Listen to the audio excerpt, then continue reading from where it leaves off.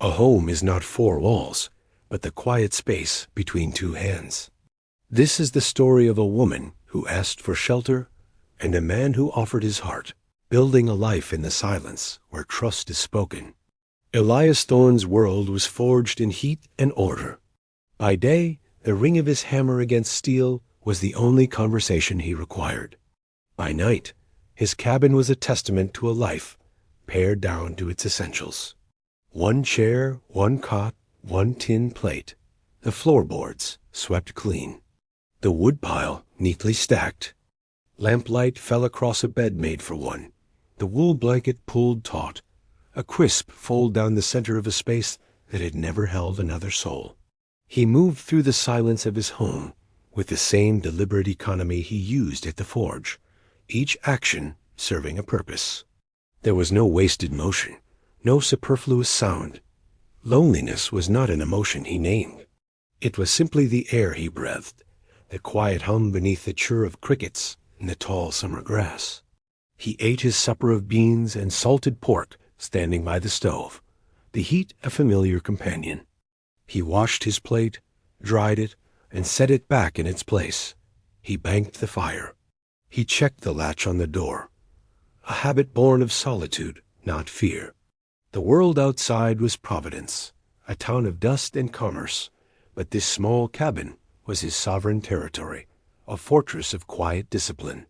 Tonight, the rain began, a soft drumming on the shingle roof that did little to disturb the profound hush within. It was a sound that underscored his isolation, each drop a reminder of the vast, empty space around him. He sat on the edge of his cot, pulling off his boots, the leather sighing. He was a man of substance, broad in the shoulder and steady of hand, yet in the flickering lamplight he seemed only a shape defined by the emptiness that surrounded him. He did not yearn, not in a way he could articulate, but a deep, unacknowledged stillness in him waited, for a sound that was not the rain, for a presence that was not his own shadow. The knock that came was so soft, he at first mistook it for a branch scraping against the wall. Then it came again, hesitant but clear. Elias stilled, every muscle tensing. No one came to his door after dark. He rose, his movements silent, and crossed to the door. He didn't open it, but stood listening. "Mr. Thorne?"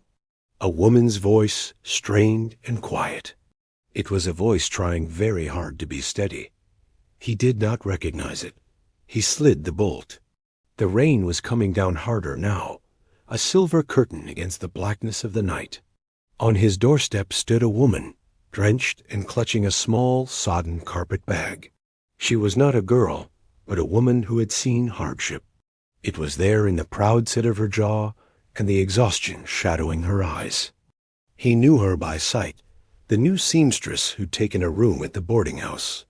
"Clara Vance, the boarding house," she began, her voice low. "There was a fire in the kitchen. No one was hurt, but the place is full of smoke and ruin. There are no other rooms in town." She did not look at him with pity or supplication, but with a direct, almost challenging gaze. She was offering a practical problem, expecting a practical answer. "Reverend Michael sent me. He said you were an honorable man." The words hung in the damp air between them. An honorable man. It was a title he'd never sought, but one he strove to live by. He saw the tremor in her hands, the way she held herself rigid against the cold. His orderly, silent world was being breached by chaos, by need. He stepped back, pulling the door wider. It was not a decision, but an instinct. He could no more turn her away than he could stop the rain from falling. "Come in," he said. The words were rough, unused to this sort of welcome. She hesitated for a fraction of a second, her gaze sweeping the sparse, clean interior. It was a look of assessment, not judgment. Then, with a quiet nod, she stepped over his threshold, bringing the scent of rain and wet wool into the warm, dry air of his solitude. The latch clicked shut behind her, and the sound was unervingly final. The silence in the room was different now. It was no longer empty. It was filled with the sound of two people breathing. Clara stood just inside the door, water pooling around her worn boots. Her gaze catalogued the room, the single cot, the sparse furnishings, the intense and almost monastic neatness of it all. This was not a space made for guests. It was the den of a solitary animal, and she was an intruder. She clutched her bag tighter, the damp leather cold against her knuckles. "I only need a dry floor until morning, Mr. Thorne. I won't be a burden." Elias Thorne said nothing. He moved to the hearth, his large frame graceful in its economy. He added a log to the fire, and the flames leaped, casting dancing shadows that made the small cabin feel both smaller and more intimate. He turned back to her, his expression unreadable in the flickering light. "You'll take the cot," he said. It was not a question. "I cannot. I am not in the habit of arguing." He took a heavy wool blanket from a chest at the foot of the cot and laid it on the floor near the hearth. "This will do for me." He was building a wall of propriety between them with a simple blanket. Clara watched him, a knot of old fear beginning to loosen in her chest. Men's charity so often came with a price, a silent invoice to be paid later, but his actions were plain, direct. He offered warmth and shelter and asked for nothing in return, not even with his eyes. His gaze was serious, but it did not linger on her form. It assessed her need. "Thank you," she whispered. He gave a short, sharp nod and turned toward the stove. He moved with a quiet competence that she found herself envying. He pumped water into a kettle, measured coffee grounds into a pot. The simple domestic sounds were a balm. It was the rhythm of a home, something she hadn't known for a very long time. "There's a tear in your shirt," she said, the words surprising her. He glanced down at his sleeve, where a long rip ran from cuff to elbow, a casualty of the forge. He seemed not to have noticed it. "It's a work shirt. It will catch on something. Be ruined." She set her bag down carefully and opened it. Inside, nestled amongst her few belongings, was a small sewing kit. A needle, a thimble, a spool of dark thread. Her tools, her independence. "If you'll let me, I can mend it. As payment for your kindness." He stopped, the coffee pot in his hand, and looked at her, really looked. He saw the needle in her hand not as a trifle, but as the tool of her trade, an offer of skill for skill. He was a man who understood the value of good work. He considered her, then slowly he began to unbutton his shirt. Clara's breath caught, but he did not remove it entirely. He merely shrugged it off one shoulder, exposing a forearm corded with muscle and dusted with soot. He held the torn sleeve out to her. "May I?" she asked, her voice softer than she intended. He nodded. She moved closer, the warmth from the hearth and from his body reaching her at the same time. She was careful not to let her fingers brush his skin as she took the rough fabric in her hands. The material was thick, sturdy, smelling of metal and sweat and clean soap. She threaded the needle with practiced ease, her movements deft and sure. He stood utterly still, a mountain of a man submitting to her quiet care. The only sounds were the crackle of the fire and the whisper of the needle pulling thread through cloth. Her stitches were small and even, a line of perfect order against the chaos of the tear.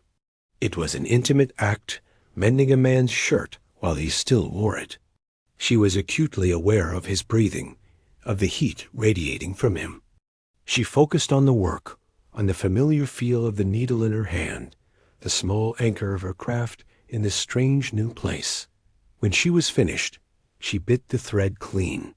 "There," she said, smoothing the fabric. The seam was strong, barely visible. He moved his arm, testing the mend. He looked from the sleeve to her face. For the first time, his expression softened almost imperceptibly at the edges. "You do good work, Miss Vance. As do you, Mr. Thorne." He retrieved 2 mugs, poured the coffee, and handed one to her. Their fingers brushed. A spark, quiet and unexpected, arced between them. It was a jolt of warmth that had nothing to do with the fire or the coffee. Clara took the mug, her heart thudding a slow, heavy rhythm against her ribs. She was safe here. The knowledge settled not in her mind, but in her bones. For one night, she was safe. The first morning broke gray and damp, the rain having softened to a persistent drizzle. Clara awoke on the cot, the unfamiliar weight of a thick quilt covering her. She didn't remember him placing it over her. She sat up, the cabin silent save for the soft sizzle of the fire. Elias was gone. His blanket was folded neatly at the foot of the cot, and a fresh pot of coffee sat warming on the stove. A plate with a slab of bread and a slice of cheese was on the small table beside it. His consideration was a quiet, constant presence, as tangible as the solid wood walls around her. She felt a pang of something she couldn't name gratitude, yes, but something more. A sense of being seen. He had anticipated her needs without a single word passing between them. She dressed and ate, moving quietly through his space. She washed her plate and mug, setting them to dry exactly where she had seen him place his. She found the broom and swept the floor, though it was already clean. The small acts of domesticity were a way of reclaiming her own agency, of contributing to the order he had created. It was a silent conversation, a language of shared tasks. When she heard the steady ring of a hammer from the nearby smithy, she knew where he was. Drawn by the sound, she pulled her shawl tight and stepped outside. The smithy was open to the air on one side, a dark cave glowing with the orange heart of the forge. Elias stood before the anvil, stripped to his undershirt, his back and shoulders a landscape of contracting muscle. He moved with a focused, powerful grace, his hammer rising and falling in a rhythm that was both brutal and precise. He was not a man of words, but here, in his element, he spoke a language of fire and steel. He was creating, forging order from raw material. She understood then the disciplined quiet of his cabin. It was the necessary counterbalance to the heat and noise of his work. He glanced up, sensing her presence, and his hammer faltered for a single beat. He set the glowing metal into the quenching trough, and a hiss of steam filled the air. Wiping his brow with the back of his arm, he walked toward her. His face was smudged with soot, his expression serious. "The Reverend stopped by the forge," he said, his voice the low rumble she was coming to know. "The boarding house will be uninhabitable for a week, perhaps more. He's arranged for the other boarders to stay with families in town." He paused, his gaze direct. "There is no other place for you, Miss Vance?" Clara's stomach tightened. She had known this was a possibility, but hearing it spoken aloud made it real. She was adrift, a burden. "I will not impose on you further, Mr. Thorne. I can find work, perhaps sleep in a storeroom somewhere." "No," he said. The word was flat, final. "You will stay here." He wasn't asking, but it wasn't an order either. It was a statement of fact, as solid as the anvil behind him. "This is not proper," she said, the words a weak defense against his certainty. "People will talk. Let them." His indifference to town gossip was a shield she had never known. He looked at her, and she saw a flicker of something in his eyes, a deep, buried well of honor. "You will be safe here." His love language was service, his vow spoken in the simple offer of a roof. She knew she should refuse, for her reputation, for his. But the thought of leaving the quiet, solid safety of his cabin for the uncertainty of the world was unbearable. Here, she had a locked door. Here, she had a protector who asked nothing of her. Here, for the first time in years, she had slept through the night. She met his gaze, her own resolve hardening. She would not be a damsel. She would be a partner in this arrangement. "Then I will work for my keep," she stated. "I will cook and clean. I will manage the household." He considered this. A small, almost imperceptible nod. "Agreed." He then did something that surprised her. He held out the heavy blacksmith's hammer he'd been using, offering it to her hilt first. It was a gesture of profound trust, giving her his primary tool, his weapon and his livelihood, in a way that left him vulnerable. She took it, the weight of it solid and real in her hands. The wood of the handle was worn smooth from his grip. It was warm. She held it for a moment, then handed it back just as he had offered it. Handle first. A silent acknowledgment passed between them. A treaty signed not in ink, but in iron and trust. Days settled into a rhythm. It was a quiet dance of domestic proximity. Clara learned the language of Elias's movements, the subtle shift in his weight that meant he was about to rise, the specific scrape of his chair that signaled the end of a meal. He, in turn, learned the cadence of her presence, the soft hum as she sewed, the quiet rustle of pages as she read from the single book he owned, a worn copy of Shakespeare he'd traded for a set of horseshoes years ago. He had never read it, his letters being functional at best. One evening, as he sat cleaning a harness, she began to read The Tempest aloud. Her voice was clear and steady, filling the cabin with worlds he had never imagined. "What does bounteous mean?" he asked, his hand stilling on the leather. She looked up, a small smile touching her lips. "It means plentiful, giving generously." He grunted, a sound of comprehension, and went back to his work, but he was listening. He was listening to every word.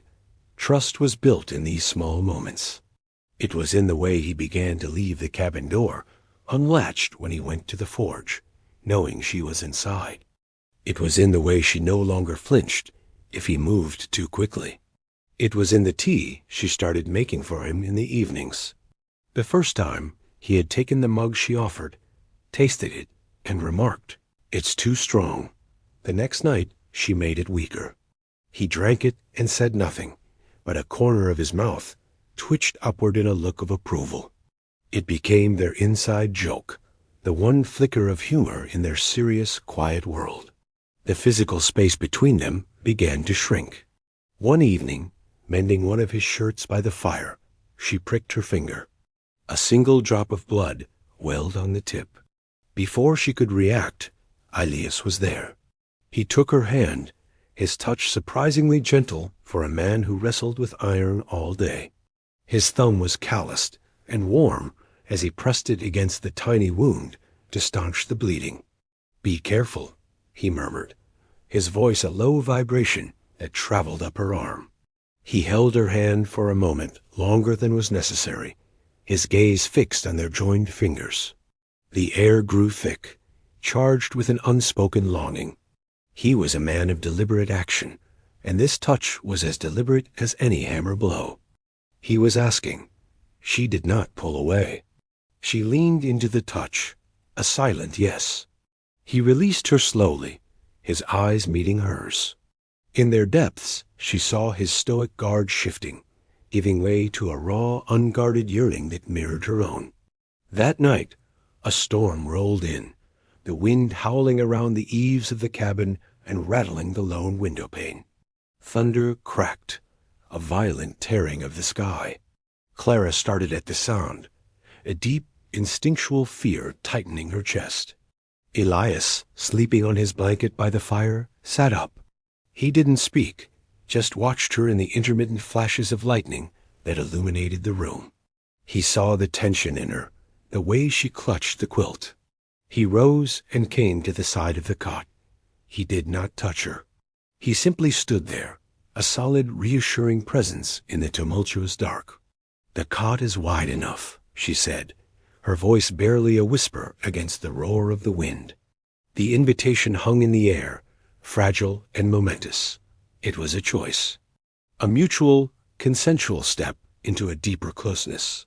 He looked at her, his face serious in the gloom. He was searching her expression for any sign of fear or obligation. He found only a steady, waiting calm. "Only if you want, Clara," he said, his voice a low anchor in the storm. "Yes," she breathed. "I want." He lay down on top of the quilt, careful not to jostle her, his body a warm, solid line beside hers. He did not touch her, save for the heat that radiated from him, a barrier against the cold and the fear. He was a promise of safety kept. In the dark, surrounded by the storm, Clara felt a profound sense of peace. She was no longer just a guest seeking shelter. They were two solitudes, choosing to face the night together. The arrival of Mr. Alistair Sterling in Providence was marked by the crisp clatter of his carriage wheels and the scent of expensive cologne that clung to the dusty air. He was a man whose wealth was a weapon, his smile a veneer over a core of entitlement. He owned half the businesses in the next county, including the boarding house where Clara had lived. He had come, he claimed, to oversee repairs, but his sharp eyes scanned the town for her.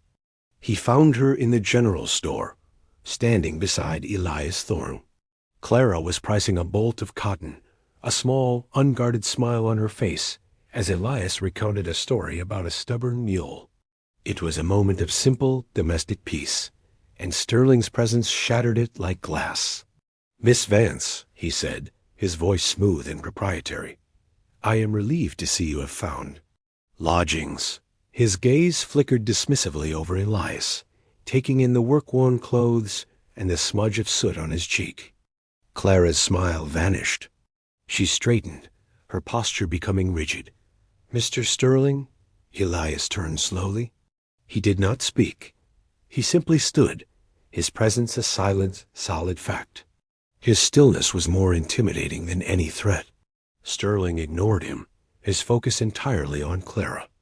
"My offer, of course, still stands. A comfortable position as my personal seamstress at the estate. A woman of your talents should not be living in a blacksmith's hovel." The insult was deliberate, aimed at Elias, but intended to wound Clara, to remind her of her precarious position. She felt a familiar, cold dread, the kind that came with coercive men who believed their money could purchase anything, including her. But this time was different. She was not alone. She felt Elias shift his weight, a subtle movement that placed him more fully between her and Sterling. He hadn't touched her, but she felt his protection as if it were a physical shield. "I am not in need of a position, thank you," Clara said, her voice clear and cold. "My arrangement here is satisfactory." Sterling's smile tightened. "An arrangement? I'm sure it is. But a woman must think of her reputation. The town is already whispering. Come now, be sensible." He took a step closer, reaching as if to touch her arm. Before his fingers could make contact, Elias's hand shot out, not to grab Sterling, but to catch his wrist. The grip was not violent, but it was absolute, an iron manacle of pure strength. Sterling froze, his eyes wide with shock and sudden fear. Elias's gaze was flat, his voice dangerously low. She said no. He released Sterling's wrist. The man stumbled back, rubbing the red marks that were already forming. He shot a venomous look at them both, a look that promised retribution. "You will regret this," he snarled, before turning on his heel and storming out of the store. The silence he left behind was heavy. The storekeeper suddenly found a shelf that needed organizing. Clara was trembling, not with fear, but with a furious, righteous anger. Elias turned to her, his expression softening from hard granite to worried earth. His hands, which could bend steel, hovered near her, wanting to comfort but waiting for permission. "Are you well?" he asked. She nodded, taking a deep, shaky breath. "He thinks because he has money. He has the right." She trailed off, unable to articulate the depth of the violation. "He has no rights here," Elias stated simply. He placed a hand on the small of her back, a brief, grounding touch. "Come, let's go home." Home. He had said the word without thinking, but it resonated in the space between them with the clarity of a struck bell. It wasn't his cabin or her shelter. It was their home. That evening, the tension from the encounter lingered. They sat in the quiet of the cabin, the lamplight pooling around them. The unasked questions hung in the air. Finally, Clara spoke, her voice low. "He was the reason I left the county. He pressured the women who worked for him. He believes gratitude is a debt that must be paid in whatever currency he demands. Elias's jaw tightened, a muscle feathering along his cheek. He said nothing, but his hands clenched into fists on his knees. She had opened an emotional door, and he knew he had to walk through it with her. "I came here," he said, his own voice rough with memory, "because I served under a man like that. An officer who used his rank the way Sterling uses his coin. He demanded loyalty, but showed none. He treated his men as tools to be used and discarded. He stared into the fire, his eyes seeing a past he rarely visited. I learned then that honor isn't a title, it's a choice. Every day." He looked at her, his gaze intense and vulnerable. "I will not let a man like that touch you, Clara. I swear it." It was a confession and a vow, a bridge of shared history built between them in the quiet, flickering light. Sterling was not a man to accept defeat. He could not use force against Elias, who was a pillar of quiet strength in the community, but he could wield the law like a club. 2 days later, he arrived at the cabin, not alone, but with the town's sheriff in tow. Sheriff Miller was a decent man, but one who understood the power of money and influence. Sterling held a sheaf of papers in his hand, a smug, triumphant look on his face. Elias met them at the door, blocking the entrance with his body. Clara stood just behind him, her hand resting on his arm, a silent statement of unity. "Thorne," Sterling began, his tone oozing false civility, "I have here a contract of indenture for one Clara Vance, signed 2 years ago. She owes me for her passage and board, a debt she conveniently forgot. By law, she is my ward, my employee. She will be returning with me." He thrust the papers at Elias. They were expertly forged, no doubt, but to a lawman in a small town, they would look legitimate enough. Clara's blood ran cold. It was a lie, a complete fabrication, but a dangerous one. "That is not true," she said, her voice shaking slightly but firm. "I have no such contract with him." The sheriff looked uncomfortable. "Miss Vance, if there's a signed document—" "It is a forgery," she insisted. Sterling laughed, a short, ugly sound. "She would say that, wouldn't she? Thorne, you are harboring my property. Step aside, or I will have the sheriff here arrest you for obstruction." This was the moment of confrontation. It was not a battle of fists, but of will. Elias did not look at the papers. He did not look at the sheriff. His eyes were fixed on Sterling, and they were as cold and hard as iron. But he didn't speak. He stepped back slightly, moving to stand beside Clara, not in front of her. He turned the decision, the power, to her. It was her life, her choice. His stance was a silent question. "What do you want to do?" In that instant, Clara understood the depth of his respect for her. He would fight for her. She knew that. But he would not make this choice for her. He was honoring her autonomy above all else. She drew herself up to her full height. All trembling ceased. Her voice, when it came, was not loud, but it filled the small clearing with its absolute conviction. "I am not property," she said, her eyes locked on the sheriff, appealing to the good man she hoped he was. "I am a free woman. I have a trade. And I have a home." She looked at Elias, and he met her gaze. A world of communication passed between them in that single look, a shared resolve, a promise, a partnership.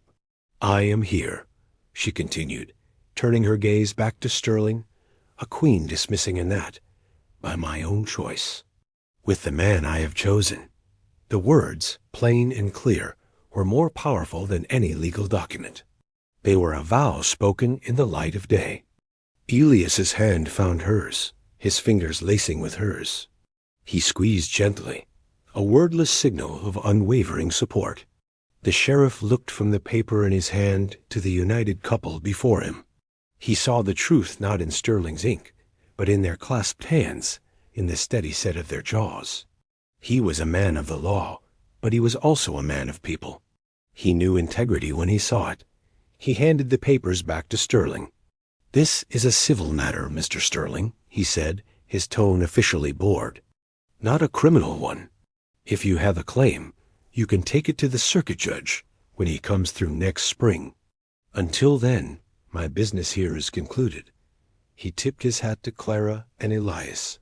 "Ma'am, Thorne." And with that, he turned and walked away, leaving Sterling sputtering in impotent fury. The predator had been defeated not by a punch, but by a plain, simple choice. Elias and Clara stood together, their hands still linked, and watched him go. They had chosen each other, and in the quiet space of their small cabin, that was the only law that mattered. The adrenaline of the confrontation drained away slowly, leaving a fragile quiet in its wake. Sterling's carriage rattled away down the lane, the sound fading until all that was left was the hum of bees in the late summer clover. Elias and Clara stood on the porch, their hands still clasped. The world felt both immense and centered entirely on this small plot of land. He looked down at her, his gaze searching her face. "Are you all right?" She let out a breath she didn't realize she'd been holding. "I am now."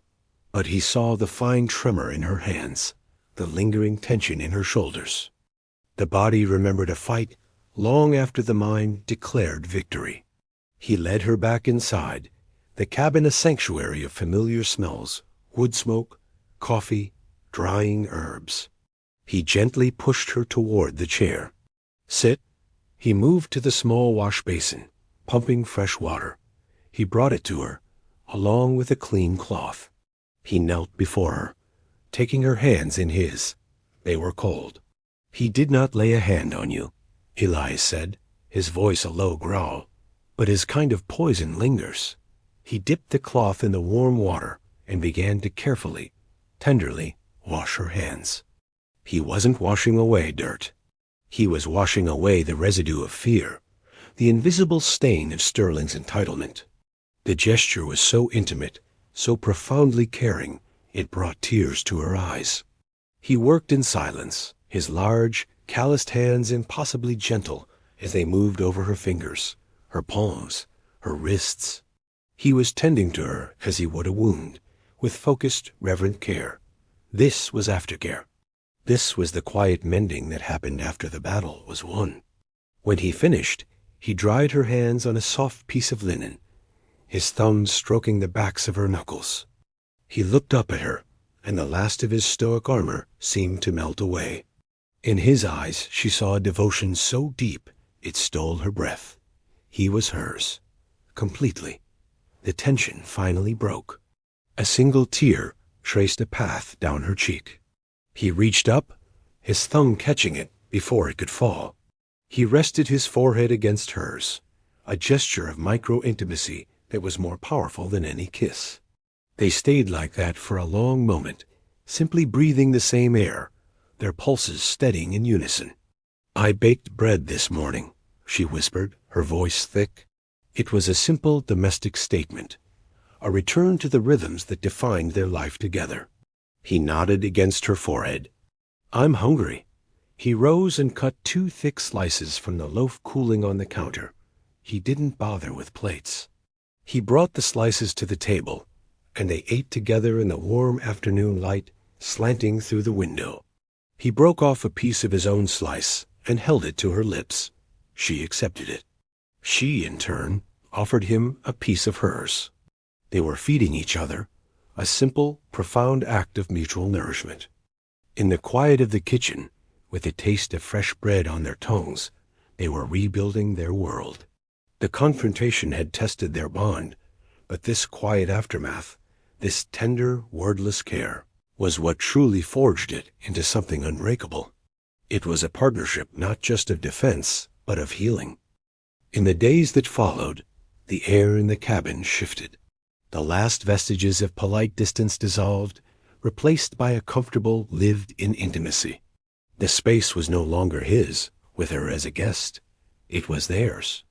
They moved around each other with an unconscious grace, an easy choreography learned through shared mornings and quiet evenings.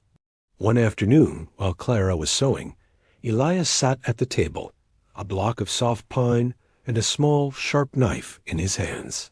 He worked slowly, the shavings curling onto a piece of newspaper laid out before him. He was not a man given to idle hands. Every action had a purpose. Clara watched him from the corner of her eye, the late sun casting his focused profile in gold. The stoic protector was also a creator, a man who could make things of beauty and function from the raw materials of the earth. He was shaping the wood into the form of a bird. A wren, its head cocked as if listening. The detail was exquisite, each tiny feather meticulously carved. It was a piece of his quiet, observant soul made manifest.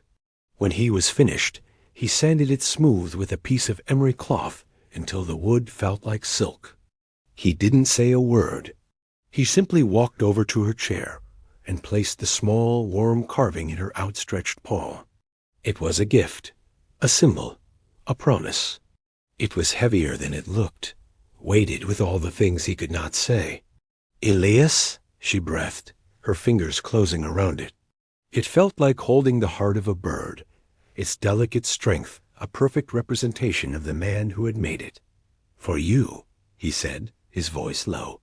"So you remember you have a home to fly back to." "Always." She looked up at him, her heart aching with a love so fierce it felt like a physical presence in the room. This quiet, honorable man had given her more than safety. He had given her a place to belong. The next day she returned the gesture. She took the shirt she had mended for him on her first night, the one with the neat, strong seam on the sleeve. On the cuff, just above the button, she embroidered a tiny, matching wren in dark blue thread. It was almost invisible unless you knew where to look. It was a secret sign, a mark of her own. When she gave it to him that evening, he ran his thumb over the small stitches, a look of wonder on his face. He understood the symbolism immediately. A mended shirt, a mended trust, a shared emblem of their found family. He put the shirt on, and the small bird rested on his wrist, a constant, tangible reminder of her care. Their future began to take shape, not in grand pronouncements, but in small, practical conversations. "The garden will need turning over before first frost," he mentioned one evening. "I know a good deal about herbs," she replied. "We could plant some by the kitchen door." "We." The word settled between them, as solid and real as the cabin walls. They were no longer two separate people navigating a temporary arrangement. They were a unit, planning a future together. He brought her a length of blue ribbon from town one day. Not a practical gift, but a beautiful one. She tied it in her hair, and he watched her, a rare, open smile on his face. She, in turn, saved him the choicest pieces of meat from the stew, placed his mug by the fire to stay warm, and read to him every night until his eyes grew heavy. Love for them was a series of small, repeatable gestures, a litany of quiet care. Their public choice had been made the day they faced Sterling, and the town of Providence, in its slow, observant way, took note. The whispers that had followed Clara died down, replaced by nods of respect. Mrs. Gable, the preacher's wife, brought over a jar of preserves. Mr. Henderson, the storekeeper, gave Elias a favorable price on a bag of flour, remarking, "Good to see you settled, Thorne." They were no longer a blacksmith and a seamstress in a strange arrangement. They were Elias and Clara, a fixture of the town, a partnership as solid as the iron he forged. They had become a found family of two, their bond recognized and ratified by the community around them. Their home, once a Spartan cabin, softened at the edges. A pot of geraniums appeared on the windowsill. A second chair, made by Elias's own hands, sat at the table. A small shelf held a few more books she had bought with her sewing money. It was a home built not of necessity, but of chosen devotion. One evening, as a cool autumn breeze rustled the leaves outside, they sat in comfortable silence by the fire. The day's work was done. The house was quiet. Elias reached into his pocket and pulled out a small, simple ring. It wasn't silver or gold. It was iron, forged in his own fire, hammered and twisted into a delicate braid, polished until it shone like dark pewter. He had made it himself. He held it out to her, his hand steady. His heart, however, was hammering against his ribs like a wild thing. He didn't kneel. He didn't make a grand speech. He met her eyes, his own filled with a serious, tender light. "Clara," he said, his voice rough with emotion, "I am not a man of fancy words, but my life began the night you came to my door." He took her hand, his thumb stroking her knuckles. "I will keep you warm. I will keep you safe. I will stand by you. Always. Will you be my wife?" Tears welled in her eyes, blurring the firelight. She looked from his earnest, open face to the simple, strong ring in his palm.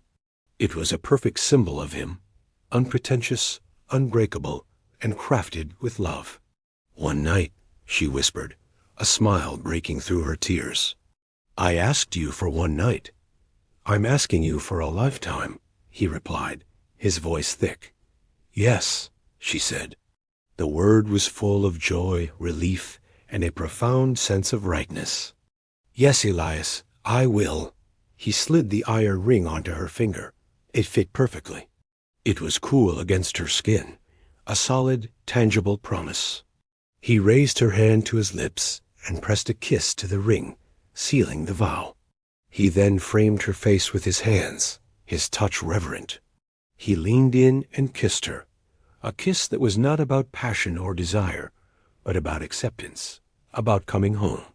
It was a quiet promise, a simple token, and the beginning of everything. The wedding was as quiet and sturdy as they were.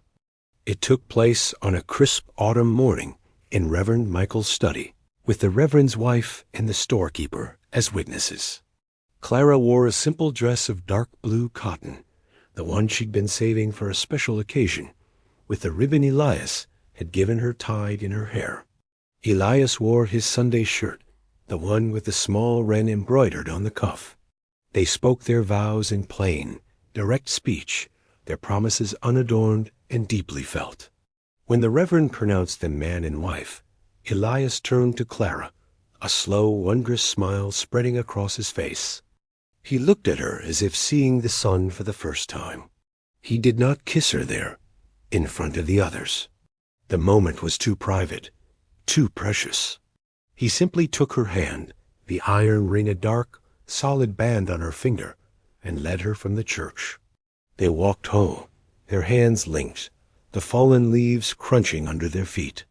The townspeople they passed offered quiet congratulations, which they accepted with grateful nods. But they were in a world of their own, the space between them humming with a new and sacred energy. Back at the cabin, their home, he finally drew her into his arms. He held her, simply held her, his chin resting on the top of her head. He breathed in the scent of her hair, of soap, and of the crisp autumn air that clung to her.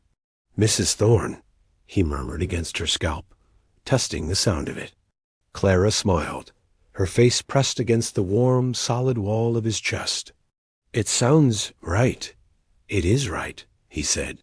That night, for the first time, he latched the door from the inside, not as a man securing his solitude, but as a husband securing his home, his family. The cabin was filled with a warm, gentle light from a dozen new candles she had bought for the occasion. He came to her, his expression serious and tender. There was a question in his eyes, the same one he always asked, even now. It was a question of consent, of care. He was asking if she was ready. She answered by reaching up and softly tracing the line of his jaw. "My husband," she said, her voice full of love. He took her hand and led her to the cot, which was no longer his or hers, but theirs. He undressed her coat, his movements careful and slow, as if unwrapping a priceless gift. Every touch was a question, every lingering gaze an affirmation. Here, in the candlelight, there was no protector and no survivor. There were only two people, a man and a woman, who had found in each other a safe harbor. Their intimacy was a continuation of the language they had built together, a language of touch, of trust, of quiet, unshakable devotion. It was a slow burn that had finally bloomed into a steady, warming flame, a hearth fire to last a lifetime. Life settled into a new, deeper harmony. The titles of husband and wife did not change the foundation of their partnership, but solidified it, giving it a name the world could understand. The love between them lived in the dailiness of things. It was in the way he rose before dawn to light the fire, ensuring the cabin was warm before she woke. It was in the way she always had a hot meal ready for him when he returned from the forge, his body weary from the day's labor. Their routines were no longer just shared. They were intertwined, the threads of their lives woven so closely together, it was impossible to tell where one ended and the other began. He learned to read, slowly, patiently. Every evening she would sit with him, her finger tracing the words in a book as he sounded them out. His first triumph was reading a whole sentence from a seed catalog aloud. The look of proud, unadorned joy on his face was a gift she treasured. In return, he taught her the different types of wood, the strength of oak, the pliability of pine, the fine grain of cherry. He showed her how to sharpen a knife properly, how to gauge the weather by the feel of the air. He shared his world with her, and she shared hers with him. Their communication remained a thing of quiet beauty. He would scan a room not for threats, but for her comfort. A shawl placed over her shoulders when a draft came through, a cup of tea set at her elbow before she even knew she wanted it. She, in turn, learned to read the subtle shifts in his posture, the weariness in his shoulders after a long day, the quiet satisfaction in his eyes after a difficult piece of work was completed. One afternoon he came in from the smithy with a deep gash on his forearm, a slip of a hot piece of metal. He was stoic, dismissing it as a scratch, but she saw the pain he tried to hide. She sat him down, her touch firm and sure, and cleaned the wound. She stitched the skin together with the same neat, precise stitches she used on his shirts. It was a painful process, but he sat perfectly still, his trust in her absolute. As she bandaged his arm, he watched her, his expression full of a deep, quiet reverence. "You mend everything," he said, his voice low. She looked up, meeting his gaze. "Only what's worth saving," she replied softly. The words were a vow renewed, a recognition of the precious, repaired lives they had built together. Their love was not a grand, sweeping passion. It was a sturdy, well-tended fire, a constant source of warmth and light in the center of their home. It was 1,000 small acts of service, 1,000,000 moments of quiet understanding. It was a choice made every single day. Years passed. The seasons turned, painting the landscape around their cabin in the shifting colors of their life together. The geraniums on the windowsill bloomed and faded and bloomed again. The stack of books on the shelf grew taller. The iron ring on Clara's finger wore to a soft, comfortable sheen against her skin. Their home was a place of peace, a sanctuary they had built with their own hands and their own hearts. Their found family expanded. A stray dog, scarred and timid, found its way to their door one winter. Elias had been prepared to send it on its way, but Clara had knelt, offering it a piece of bread and a soft word. The dog, which they named Patches, became a loyal, silent companion, another soul saved by the quiet kindness of their hearth.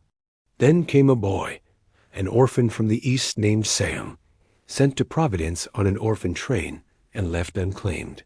He was whip-thin and silent, his eyes old with things a child should not have seen. The Reverend, knowing the Thornes, brought the boy to them, not to ask them to take him, but just for a warm meal. Elias and Clara shared a look over the boy's bent head as he wilfed out a bowl of stew. It was the same look that had passed between them when they faced Sterling, a look of silent, mutual decision. Sam stayed. At first, he was as skittish as Patches had been, sleeping with his boots on, ready to run. But Clara's steady patience and Elias's quiet, non-demanding presence slowly worked their magic. Elias taught the boy how to stack wood, how to bank a fire. Clara taught him his letters, her voice a gentle guide. The first time Sam smiled, a real unguarded smile at one of Elias's dry jokes, it felt like the sun breaking through a month of clouds. The cabin, once built for one, now comfortably held 4 souls. It was filled with the sounds of a family, the low murmur of Clara reading aloud, the thump of Patch's tail against the floorboards, the hesitant questions of a boy learning to trust again. Elias would come in from the forge and stand at the threshold for a moment, just watching them, a feeling of profound gratitude swelling in his chest. This was what he had unknowingly yearned for in his years of solitude. Not just a partner, but a place of true belonging. This was the bounteous life Clara had read to him about all those years ago. It was a life of shared warmth, of quiet devotion, of a love that didn't just mend what was broken, but built something new and strong in its place. The stoic protector had found his purpose not just in shielding his wife, but in building a home for his family. The survivor had found her safety not just in a locked door, but in the open, trusting hearts of those who loved her. The future was not a distant shore, but the simple, precious reality of each day lived together.